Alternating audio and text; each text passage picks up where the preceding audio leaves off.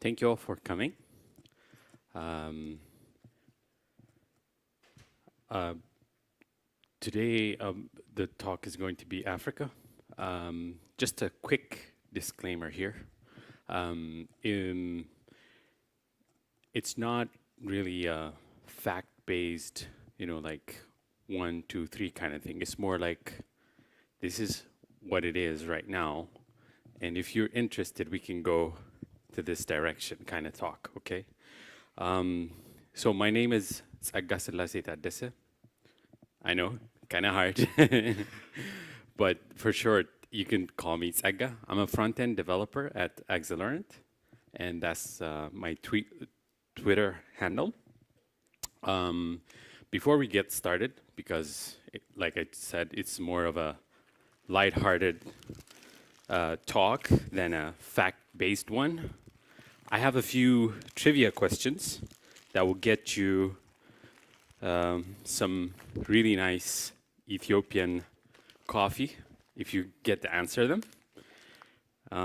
So whoever gets it first, gets the coffee. All right. First question. Africa is the second largest country in the world. Thank you. All right. Which one is Ethiopia? Middle one. You have one. Okay. Yeah. Which one is different? It's a trick question, so think about it.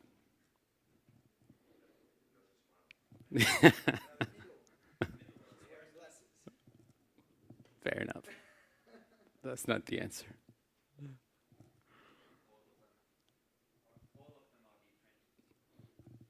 I can go for that. But the thing is, they're all Africans, so they're all the same kind of thing. Okay. Trick question. All right. So I'm happy to say that all 45 countries in Africa, which is a continent, have Drupal users on Drupal.org.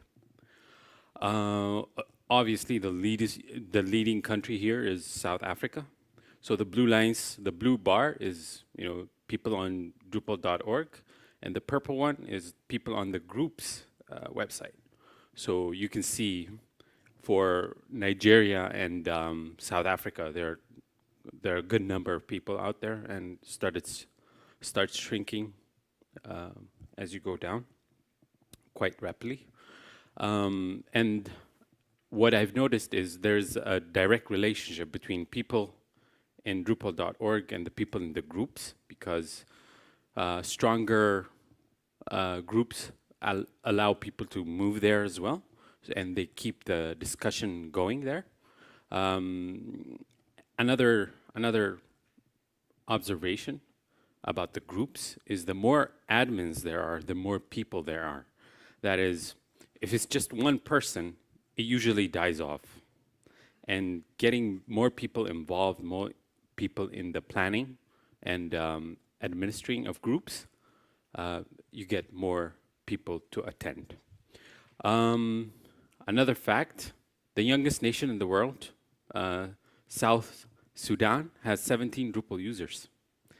And I've had the chance to build one site for them. It was for their statistics agency, and they're quite good. Another observation, Central African Republic has the 4th largest community, but I couldn't find anybody from there. They have no group. There are like 3,000 users there, but nobody's to be found. Just to put things into perspective, there are over 2 million users on Drupal.org, out of which are 25% are Africans. That's not a good sign for me, because if you just take the population of the world, we're like 16%, but on Drupal we're even less than 5%, 3%. So that's something to work on, something to aspire to get more people involved. There have been a few success stories. Obviously, there have been a lot of websites built by Drupal companies in Africa, for Africa, but I just found a few that might be interesting and might be indicative of the kind of success Drupal has. So this is the website for the African Union. So that's like the European Union, and it's one of the biggest international bodies in Africa. So everybody in Africa is using the website here. The other is the United Nations Economic Commission for Africa, UNECA. They've been using Drupal since version 6, I believe, and they have a lot of stuff, research repository, a lot of their intranet, everything is done by using Drupal, and a few other systems as well. Another area where Drupal is really strong is in the research and training areas. So I worked at a research institute, and these were one of the related affiliated sites that I came across with.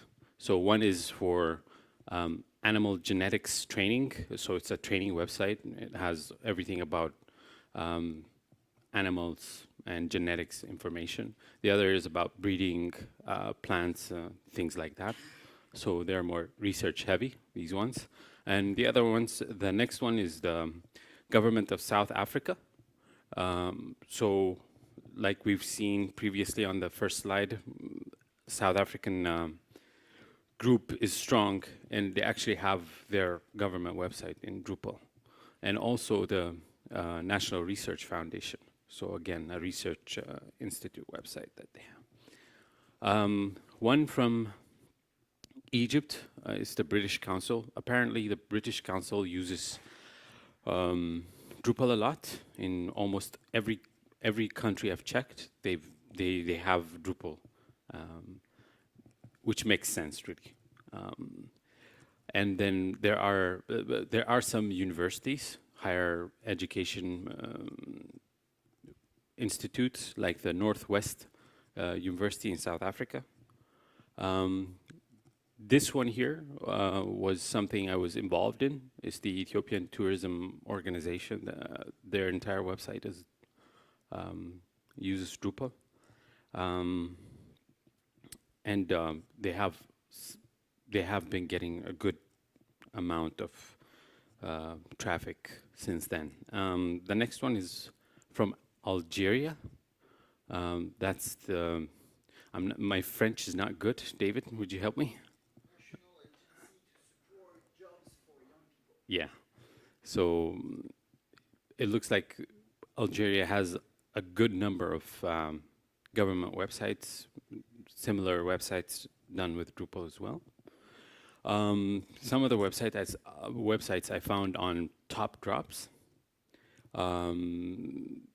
So this was built by a South African. Yeah, he correlated data from Alexa.org and the different websites that are made by Drupal, and has a ranking and everything. So it's interesting, you can see it. Some of the community people that have been serving their local community. Of course, this is not an exhaustive list, but this is the list of people I could find and I could reach out to and I can talk. I could. So from Egypt is Ahmed. He's a technical architect. He's the group admin for the Egypt local community. The next one is Salah, not Mohammed Salah, but Salah. So he does a lot of work in Tunisia, Morocco, and I've seen his work going around in the different groups. These two They were able to, they're from Uganda, Solomon and Benjamin. They've been able to do Drupal global training days in Uganda several times. They're quite strong on community work, and Uganda has a good, compared to its size, Uganda has a good community number of people. And they are still active, and we communicate, and they're planning to do collaborations with other African Drupal groups. And the next guy, Bikino, he's also, I think he's the only person I've ever heard who announced a Drupal meetup and got more people than he expected. He was planning for 50. I think 150 or something like that showed up. So he had to, like do another session for the rest. So he's been quite successful. Of course, Rwanda is very strong in IT and software. They're doing very well. I've also had the chance to talk to him. So he's still active and still doing some work. The next guy, Ryan, is a consultant from South Africa. He has done a lot of work.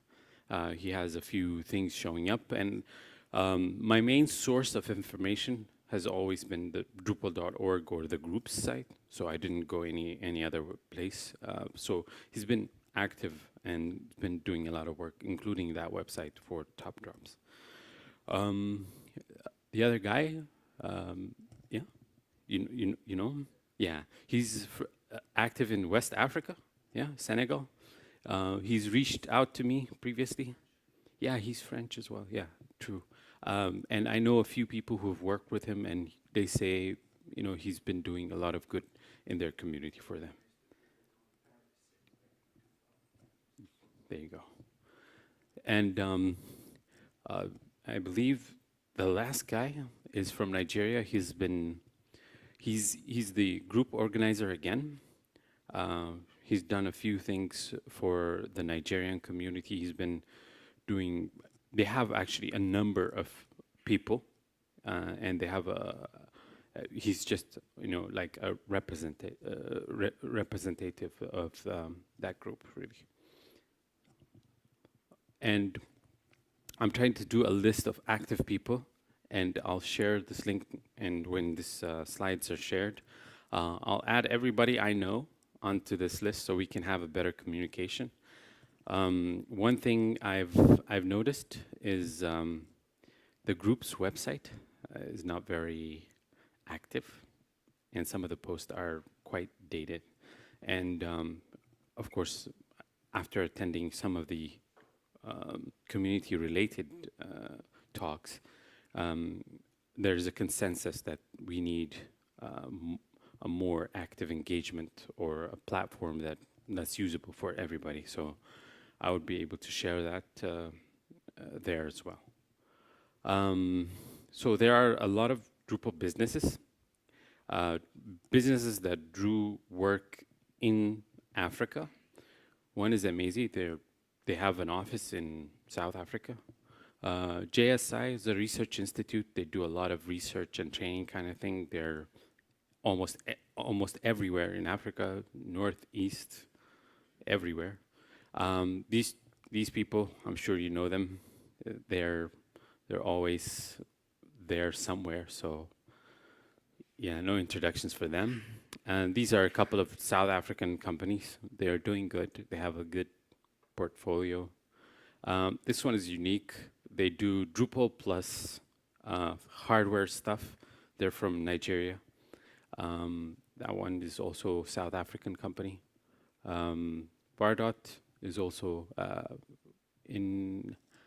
I believe in North Africa, somewhere there. And that one is a South African company. If you haven't seen this sign, they're just outside, and they're also hiring. if you know anybody who's interested, and Lush is just a magazine company South Africa. They just use Drupal.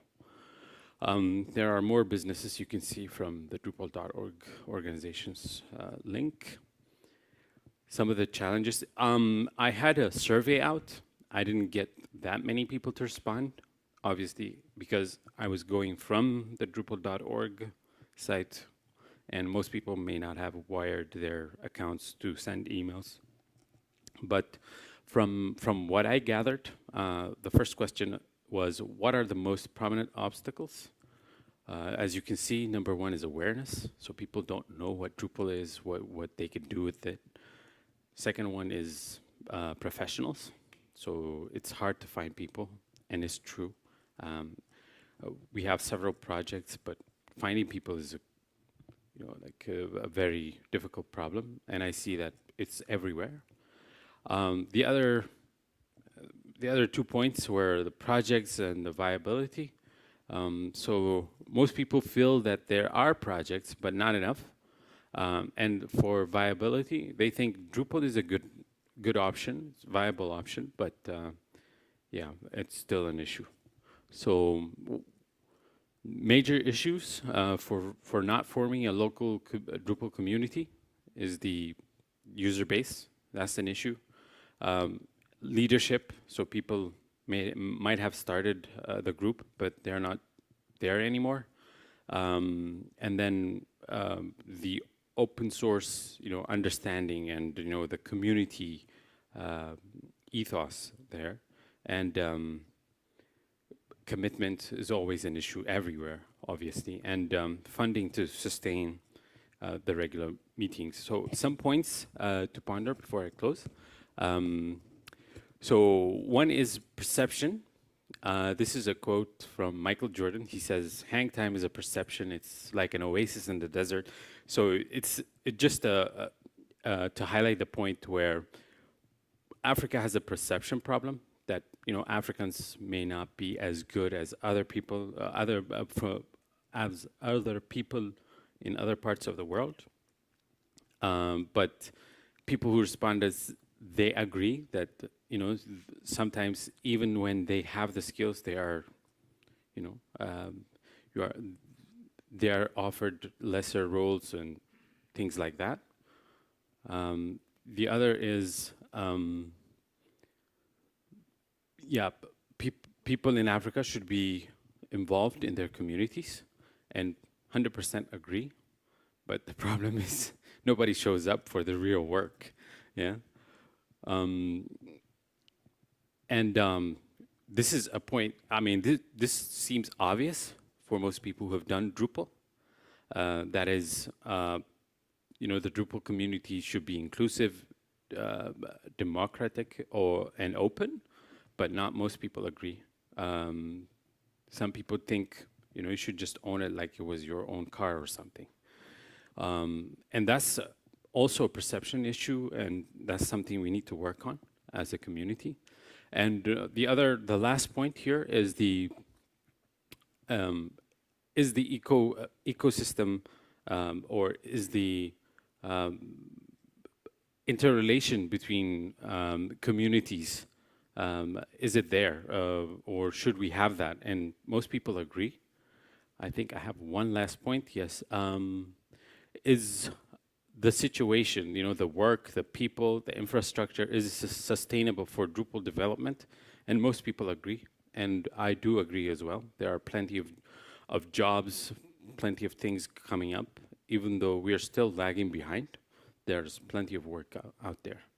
The potential market, just a quick, this is not really based on hardcore research, but from observation.